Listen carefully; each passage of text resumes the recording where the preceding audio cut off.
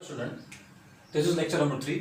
Lecture number 2 के अंदर हमने जाना कि इलेक्ट्रोलाइटिक सेल उसको किस तरीके से बताया जाता है, किस तरीके से अंदर सॉल्यूशन को लिया जाता है। हम इलेक्ट्रोलाइट सॉल्यूशन क्या लेते हैं, उनके मॉलिक्यूल जो होते हैं वो इलेक्ट्रोवैलेंट बॉन्ड से जुड़ते हैं। ठीक है, अलग अलग जो उनकी अरेंजमेंट थी वो हमने जान लिया। अरेंजमेंट आपको यहाँ पे मैंने करके दिखाई हुई है। हमने एक बीकर लिया हुआ है, बीकर के अंदर हमने 2 इलेक्ट्रोड डाल दिए हैं जो कि इनर्ट है। यहाँ पे एक बात आपको ध्यान देनी है, जो इलेक्ट्रोड है वो क्या है, इनर्ट इलेक्ट्रोड है। यानी कि अगर हम किसी भी प्रकार का रिएक्शन यहाँ पे करेंगे तो ये जो इलेक्ट्रोड है वो पार्टिसिपेट करेंगे नहीं, यानी कि हमें जो रिएक्शन मिलेंगे वो सॉल्यूशन के ही मिलेंगे। हमने अगले लेक्चर में बात की थी, हमने सॉल्यूशन जनरलाइज्ड फॉर्म के अंदर Ca लिया है। इसको समझने के लिए मैंने आपको एक एग्जांपल दिया था NaCl का, जहाँ पे Na जो है वो पॉजिटिव पार्ट में रहता है, Cl नेगेटिव पार्ट में रहता है। यानी कि Na जो है वो कैटायन है और Cl जो है वो एनायन है।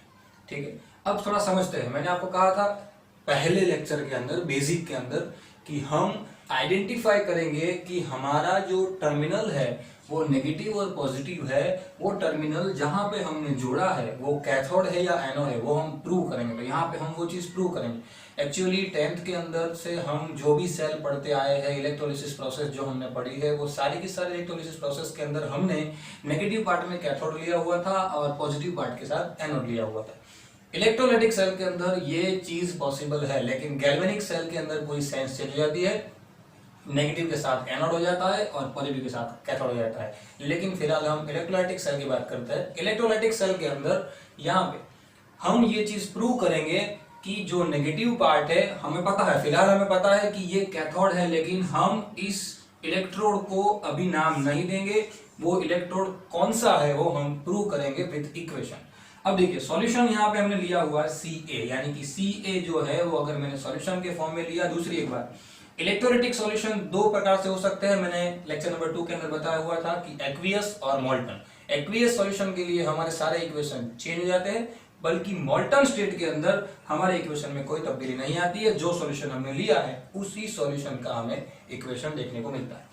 तो यहाँ पे हमने जो Ca लिया है उसका हमें 2 अलग अलग प्रकार का रिएक्शन यहाँ पे देखने को मिलेगा, जो कि जनरलाइज फॉर्म में हम प्रूव करेंगे।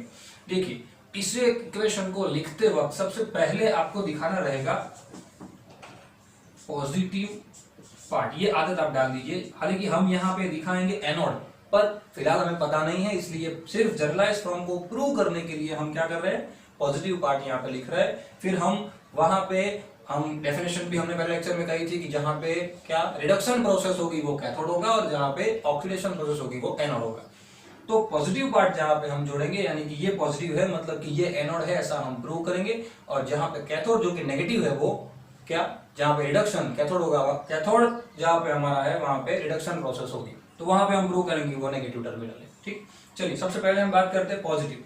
पॉजिटिव के लिए इक्वेशन क्या लिखेंगे, तो सॉल्यूशन के अंदर C+ और A- के 2, 3, 4 या करोड़ों आयन ऐसे होंगे जो क्या रहेंगे, सॉल्यूशन के अंदर ऐसे घूमते रहेंगे।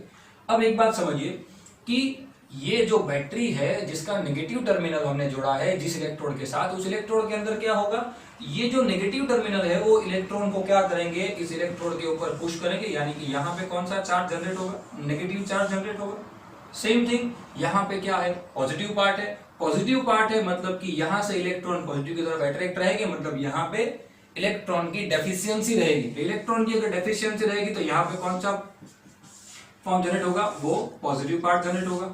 ठीक है, अब समझिए कि अगर हमारे पास नेगेटिव, आप बखूबी जानते हो नेगेटिव आयन होते हैं, तो नेगेटिव आयन कहां पे अट्रैक्ट होते हैं, पॉजिटिव के टुवर्ड्स, और जो पॉजिटिव आयन होते हैं वो कहां अट्रैक्ट होते हैं, नेगेटिव के टुवर्ड्स।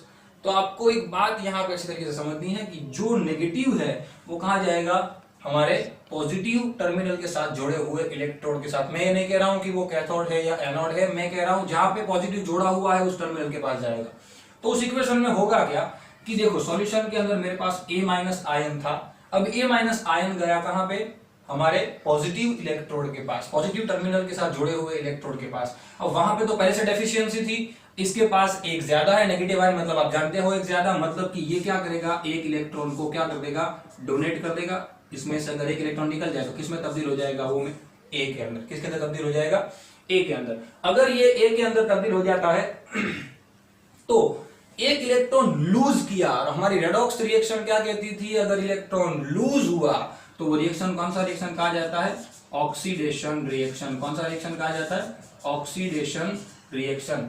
लेकिन हालांकि हम इलेक्ट्रोकेमिस्ट्री पढ़ रहे हैं तो इस रिएक्शन को, इस ऑक्सीडेशन रिएक्शन को हम सिर्फ ऑक्सीडेशन रिएक्शन नहीं कहेंगे, बल्कि क्या कहेंगे? Half oxidation reaction. ऐसा क्यों? रीजन मैं आपको बाद में बताता हूं ये हाफ ऑक्सीडेशन रिएक्शन क्यों कहा जाता है। अब बात करते हैं पॉजिटिव के साथ नेगेटिव टर्मिनल की। अब नेगेटिव टर्मिनल जो है, देखो यहाँ पे ऑक्सीडेशन रिएक्शन हो गया। अगर ऑक्सीडेशन रिएक्शन हो गया तो ये बात प्रूव हो गई। हमारी डेफिनेशन क्या थी? पहले लेक्चर में मैंने बताया था कि जहां पे जिस इलेक्ट्रोड पे ऑक्सीडेशन होता है वो इलेक्ट्रोड कौन सा होता है? Always anode. यानी कि हमने एक चीज तो प्रूव कर दी कि हमारा जो इलेक्ट्रोड है वो कौन सा है? एनोड। अब नेगेटिव टर्मिनल की बात करते हैं। नेगेटिव टर्मिनल जो है वो देखिए, नेगेटिव टर्मिनल के साथ हमने जो इलेक्ट्रोड को जुड़ा हुआ है वो इलेक्ट्रोड के टुवर्ड्स कौन सा आयन जाएगा? पॉजिटिव आयन जाएगा। मतलब कि C+ आयन जो है वो कहां पे जाएगा? हमारे नेगेटिव टर्मिनल के साथ जुड़े हुए इलेक्ट्रोड के पास। अब यहां माइनस पहले से, यहां पे तो इलेक्ट्रॉन पहले से मौजूद है और ये C+ जो C+ है उसके पास पहले से एक डेफिशिएंसी है। अगर वो यहाँ पे जाएगा तो यहाँ पे तो इलेक्ट्रॉन मौजूद है, वो क्या करेगा? इस इलेक्ट्रॉन को गेन कर लेगा। इसके पास एक डेफिशिएंसी, ये कम है, तो ये यहाँ जाएगा तो ये क्या करेगा? एक इलेक्ट्रॉन को गेन कर लेगा। अगर इसने इलेक्ट्रॉन को गेन कर लिया तो किस में तब्दील हो जाएगा? C में। अब देखो यहाँ पे इलेक्ट्रॉन क्या हुआ? गेन हुआ। यहाँ पे इलेक्ट्रॉन लूज हुआ था इसलिए ऑक्सीडेशन कहा गया। अगर यहाँ पे इलेक्ट्रॉन गेन हुआ तो क्या कहा जाएगा? रिडक्शन रिएक्शन कहा जाएगा। और अगर वो रिडक्शन रिएक्शन कहा जाएगा तो ये जो टर्मिनल है, या मैंने कहा था कि जहां पे जिस इलेक्ट्रोड पे रिडक्शन रिएक्शन होता है वो इलेक्ट्रोड क्या कहा जाता है? कैथोड। तो हम इस इलेक्ट्रोड को क्या नाम देंगे? कैथोड। ठीक है। और ये रिएक्शन भी है जिसको भी हम क्या कहेंगे? Half reduction reaction. क्या कहेंगे? Half reduction reaction. अब इन दोनों का टोटल रिएक्शन लिखते हैं। हाफ रिडक्शन रिएक्शन जो है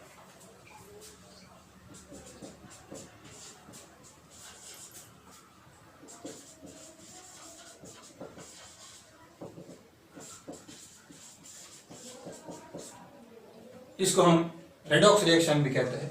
ठीक है। तो नेगेटिव टर्मिनल और पॉजिटिव टर्मिनल का जो टोटल है वो दोनों का टोटल जब हम करते हैं तब सामने सामने ये जो एक एक इलेक्ट्रॉन है वो एक इलेक्ट्रॉन क्या हो जाएंगे? कट हो जाएंगे। और ये A- प्लस C+ हमें क्या दे देंगे सामने? A+C gives A+C। और A- और C+ तो किससे बने हुए थे? कौन सॉल्यूशन से? AC से ही बने हुए थे।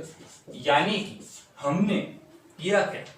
हमने AC यानी Ca का हमने सॉल्यूशन लिया और वो सॉल्यूशन के अंदर हमने क्या किया? इलेक्ट्रिक करंट हमने, देखो बैटरी से कनेक्ट किया था, उसके अंदर इलेक्ट्रिक करंट हमने उसके अंदर सप्लाई किया। और जैसे ही इलेक्ट्रिक करंट हमने पास किया, ये जो Ca है और डिवाइड होकर किस में डिवाइड हो गया?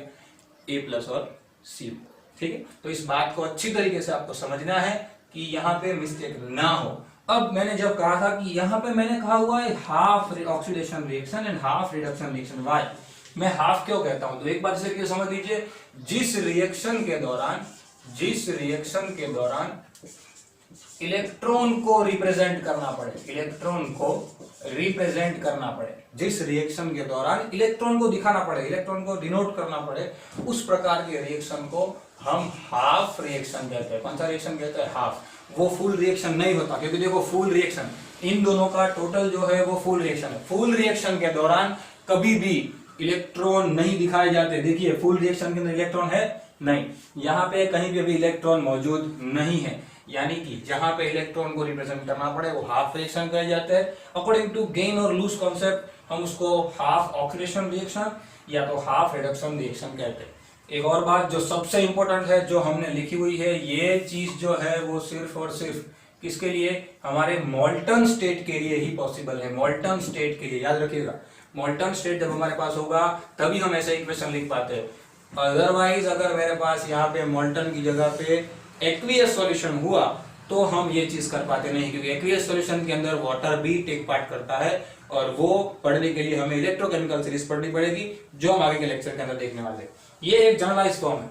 अब इसको हम 10th स्टैंडर्ड की सीबीएसई की बुक के अंदर हमने एक चीज इसके लिए प्रूव की थी, इलेक्ट्रोलिसिस प्रोसेस भी हमने किया था जिसको हमने नाम दिया था इलेक्ट्रोकेमिकल रिडक्शन। हमारे मेटालॉजी का 4th स्टेप, जिसका फर्दर दूसरा स्टेप वो था, एक था केमिकल रिडक्शन, एक था इलेक्ट्रोकेमिकल रिडक्शन। इलेक्ट्रोकेमिकल रिडक्शन के अंदर हमने क्या कहा था?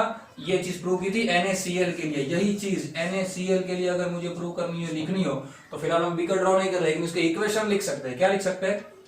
जैसे कि भाई मेरे पास पॉजिटिव टर्मिनल है और एक मेरे पास नेगेटिव टर्मिनल है। मुझे फिलहाल नहीं पता है कौन एनोड है कौन कैथोड है, ठीक है। तो NaCl के अंदर कौन कौन से आयन पहले तो प्रेजेंट होते हैं?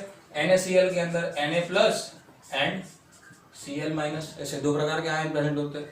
तो Na+ और Cl- दो आयन है, तो पॉजिटिव के टुवर्ड्स कौन सा आयन जाता है? Cl- आयन जाता है, ठीक है। और नेगेटिव के टुवर्ड्स कौन सा आयन जाता है? नेगेटिव के टुवर्ड्स पॉजिटिव आयन जाता है, ठीक है। अब Cl- आयन जो कि पहले से, जैसे यहाँ पे Cl-, जैसे यहाँ पे A- का, जिसके पास पहले से क्या है, एक इलेक्ट्रॉन की डेफिशिएंसी है, और एक इलेक्ट्रॉन ज्यादा है, तो वो क्या जाएगा, एक इलेक्ट्रॉन को क्या कर देगा, लूज कर देगा, और किस में कन्वर्ट हो जाएगा? Cl में। किस में कन्वर्ट हो जाएगा? Cl में। हालांकि वो बायोमोलिक्यूल है तो हम उसको Cl2 से दिखाएंगे, बैलेंस करने के लिए हाफ से मल्टीप्लाई कर देते, तो वो एक Cl हो जाएगा। चलिए Na+ जो है वो क्या हो जाएगा, एक इलेक्ट्रॉन, माफ कीजिए, एक इलेक्ट्रॉन को क्या करेगा, Na+ गेन करेगा, क्योंकि उसके पास क्या, एक इलेक्ट्रॉन की पहले से डेफिशिएंसी है, और जिस जगह पे वो जा रहा है वहां पे एक इलेक्ट्रॉन पहले से मौजूद है, तो यहां पे वो क्या बना देगा, N, ठीक है। समझ में आई बात? अब इसका अगर हम टोटल रिएक्शन लिखते हैं तो भी आपको यहाँ पे एक इलेक्ट्रॉन जो है वो कट हो जाते हैं, यानी Na+ plus Cl- gives Na+ 1/2 Cl2। Na+ और Cl- तो किससे बने हुए थे? NaCl से बने हुए थे। तो आपको Na+ और Cl- का टोटल अगर NaCl है और हमने उसके ऊपर इलेक्ट्रिक करंट पास किया, तो वो किस में तब्दील हो गए, सोडियम और क्लोरीन के दो एटम। यानी कि इलेक्ट्रोलिसिस प्रोसेस जो है, वो इलेक्ट्रोलिसिस प्रोसेस के दौरान हमें दो अलग अलग पॉजिटिव और नेगेटिव टर्मिनल पे दो अलग अलग प्रोडक्ट मिलती है। वो डिपेंड करती है किसके ऊपर, आपके रिएक्शन के दौरान लिए गए ऑक्सीडेशन और रिडक्शन के रिएक्शन के ऊपर, ठीक है। इस बात को अच्छे तरीके से समझिएगा। खास आपको होमवर्क के अंदर जो करना है, इसी चीज के लिए जो आपने 10th के अंदर मैंने आपको बताया हुआ था, आपने की हुई है, यही चीज आपको करके मुझे दिखानी है Al2O3, यानी कि एल्यूमिना के सॉल्यूशन के लिए। एल्यूमिना के सॉल्यूशन के लिए आप मुझे इलेक्ट्रोलिसिस प्रोसेस करके दिखाएंगे, एनोड यानी कि पॉजिटिव टर्मिनल एंड कैथोड यानी कि नेगेटिव टर्मिनल। ये नेगेटिव टर्मिनल पॉजिटिव टर्मिनल दोनों के जो रिएक्शन है, वो रिएक्शन आपको मुझे करके दिखाने हैं, ठीक है, विथ बैलेंस। ये आपका होमवर्क रहेगा। आज के लेक्चर के अंदर इतना ही। अगले लेक्चर के अंदर हम जानेंगे कि इलेक्ट्रोलाइटिक सेल को किस तरीके से रिप्रेजेंट किया जाता है, ठीक है।